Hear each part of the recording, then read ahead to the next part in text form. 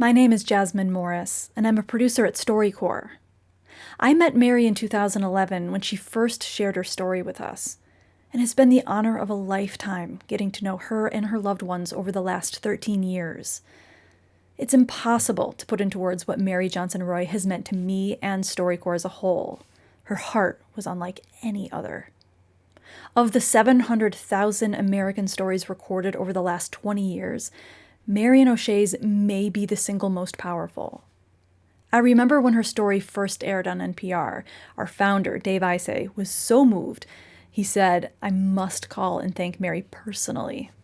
That was the beginning of a beautiful friendship, where she recorded with us multiple times over the years, even flew to New York City to be at our gala as a special guest. I often tell people the warmth, the grace, and the brilliance that comes through in Mary's StoryCorps interviews was magnified in person. She was a force of a woman, and it's hard to imagine the world without her in it. And we will all miss her terribly. But she created such an enormous legacy. There's no doubt her impact will be felt for decades to come. And her legacy is cemented in the StoryCorps archive at the Library of Congress, where her many interviews are preserved, told in her own voice. And we thought we'd share some of those with you today. As we mark 20 years of StoryCorps, we're sharing classic conversations with updates. In this story, we catch up with one extraordinary mother. My name is Mary Johnson, and we're in Minneapolis, Minnesota. That was 2011, when Mary sat down with Oshea Israel. As a teenager, Oshea got into a fight with Mary's son and killed him. After he served a prison sentence for murder, they had this conversation. You and I met at Stillwater Prison. I wanted to know if you were in the same mindset of what I remember from court, where I wanted to go over and hurt you, but you were not that 16-year-old. You were a grown man. I shared with you about my son. And he became human to me. You know, when I met you, it was like, okay, this guy is real. And then when it was time to go, you broke down and started shedding tears. And the initial thing to do was just try to hold you up as best I can. Just hug you like I would my own mother. And I began to say, I just hugged the man that murdered my son. And I instantly knew that all that anger and the animosity, all the stuff I had in my heart for 12 years for you, I knew it was over, that I had totally forgiven you. As far as receiving forgiveness from you, sometimes I still don't know how to take it because I haven't totally forgiven myself yet.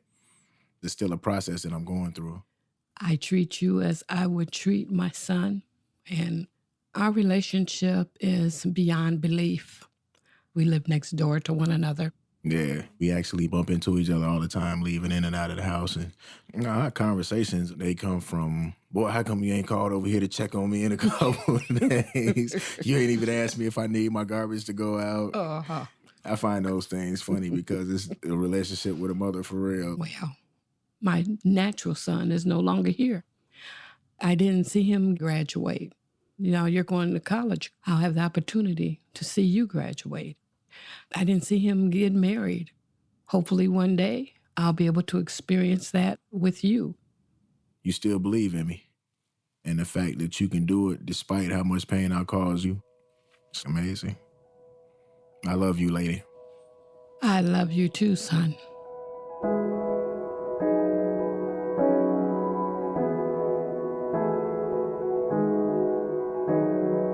Well, Mary, it's been 12 years since we sat down for our first StoryCorps interview, and a lot has changed. I myself have 2 children.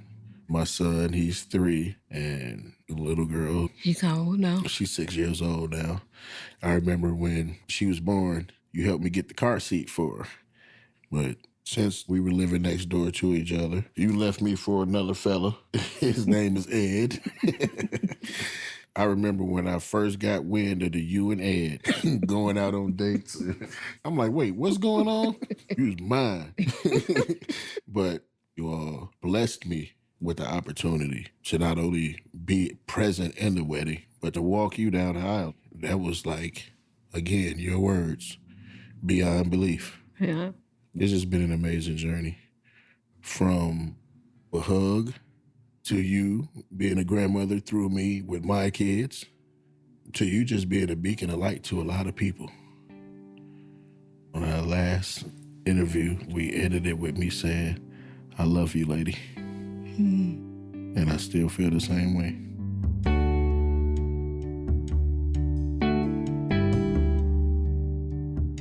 Mary has spent decades helping other families who have lost children to gun violence. But in 2021, she was diagnosed with Lewy body dementia and had to step back a bit from her life's work. Her husband, Ed Roy, has been her main caretaker. Ed also had a son who was murdered. In fact, that's how he and Mary met. They sat down together to talk about Mary's illness. There was a lot of things that neither one of us didn't understand. Leaving something on the stove, parking your car a few houses down the street. And as it progressed, you started seeing things, the invisible people. And we talked about it, honey. You know, what do? We made humor out of them. Well, we call them the little people. So just like when you had several bowls of cereal out, you was feeding them. And I said, look, now, you giving all my Captain Crunch to the little people. What about me? And you started laughing. And so we have so many moments. Yeah, I need to write them down. They are written down. They're written down in our hearts, honey. Sometimes I think about when people say that a mind is a terrible thing to waste. Yeah. But you know what? The heart is the terrible thing to waste.